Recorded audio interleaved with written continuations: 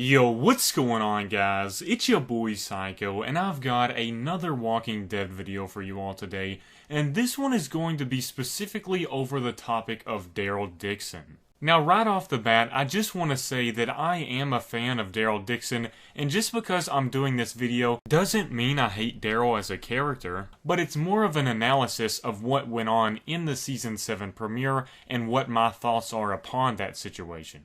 This idea that I'm referring to is that I believe Daryl is the person that got Glenn killed in the Season 7 premiere. I know this is going to be an unpopular opinion just because many people really like Daryl's character and want to take up for him, but I think every character within the show has made a mistake once or twice, and I just think that's a common thing. However, I feel like there is the need to point this out just because I've seen so many people saying that Daryl Dixon wasn't the one that caused that to happen, and I just don't understand how people can say that when the idea is clearly there that Glenn's death was the result of Daryl's actions. Once again, I want to make sure you guys know that I don't hate Daryl. I do like Daryl on the show, but I felt like this was a big mistake on his part, and he is going to have to deal with the repercussions for that act. Now going into my explanation of why I do think it was Daryl's fault, let's just think about this in realistic terms and in logical terms. The whole group is surrounded by an estimate of what I would predict to be around 300 saviors, and also Negan and some other major key players like Simon and Dwight. In addition to that, these saviors have chainsaws, katanas, AR-15s, any sort of pistol and weapon you can imagine, and they are all fully loaded and ready to shoot off if needed to. Please tell me why in the world, if the whole goal of all of these actions from the saviors were to scare the group and get them to fall in line because of what they've done, please tell me why in the world you would get up and punch the leader of those 300 saviors as they're surrounded by all of them, and just tell me how that would be a good idea, and please tell me how that action can turn out well in any sort of form. Of course, I get it, it was an emotional moment, they just killed Abraham, Negan is taunting Rosita, but why would you get up and punch the leader of all these saviors that you're surrounded by and expect to not have any sort of consequence for that action? What is punching Negan going to do that's going to make everything turn out better for the group and actually help them? Just explain to me what that will accomplish other than making things worse for them.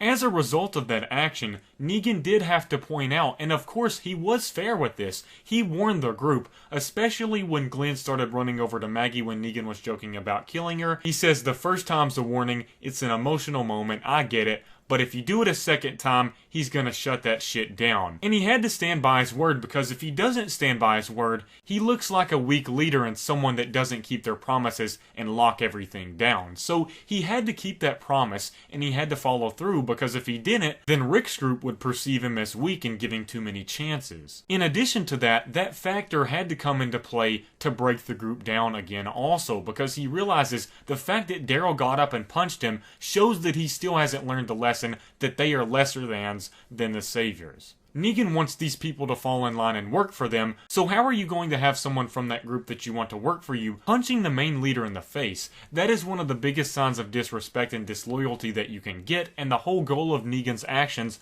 are to get them to be loyal. So like I said, as a result of that, he had to follow through and kill another person. Now this second person would not have been killed if it wasn't for Daryl being so stubborn and making that stupid mistake. Negan's motto is to just kill one person, however, if the group is not following along with that, he'll kill somebody else like he did in the Season 7 premiere. Now, if Daryl would have just thought everything through and realized if he does this, it's going to make things worse, so therefore, he shouldn't do anything stupid. If he would have just realized that, Glenn may have been alive with us today. Personally, from a perspective of a Glenn fan, I can see why those fans are mad at Daryl, because he really did get Glenn killed. Instead of Daryl taking the consequences for his actions, it turned out to be somebody else. And I feel like Negan purposely did this because he know Daryl did that as an action of he doesn't care what's going to happen to him, he's just going to do it. However, the best way to get to Daryl and show him that you really messed up is to not kill Daryl, but make him regret that decision. And how do you do that? You kill one of Daryl's best friends and someone he's been with for a long time, which will make him regret that and think about that moment over and over for the rest of his life.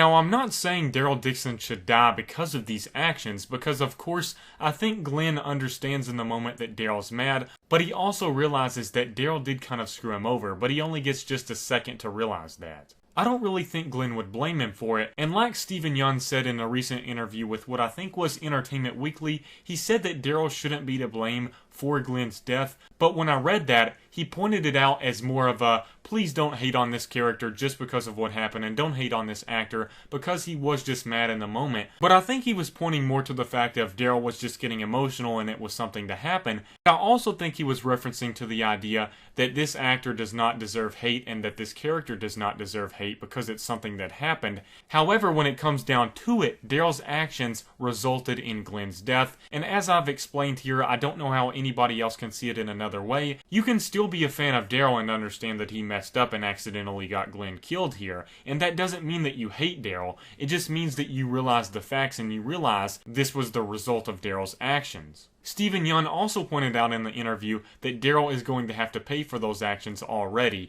so you don't really need to blame him, so I kind of think he was just trying to soften the attack on Daryl and on Norman Reedus, but when it comes down to it, that's what happened, and it happened because of Daryl. Just to make it clear one more time, this is not a hate video on Daryl. It's just a breakdown and discussion of how I interpreted the situation, because I know a lot of people are saying stuff like Daryl did not get Glenn killed and that the writers did, and I think that is just a cop-out statement and something that anyone could basically say about anything. We could have someone directly kill another character and they could still use that argument as they didn't kill them, the writers did. So I just feel like that is really grasping for straws there. In addition, I've seen people say that Rick and Maggie got them killed because they led them to that situation. However, if you think about it in terms of Abraham was the one that was supposed to die, and he was the person that was supposed to be the only one that was going to die. However, as a result of Daryl's actions, it then turned over to Glenn dying as well. But that would not have happened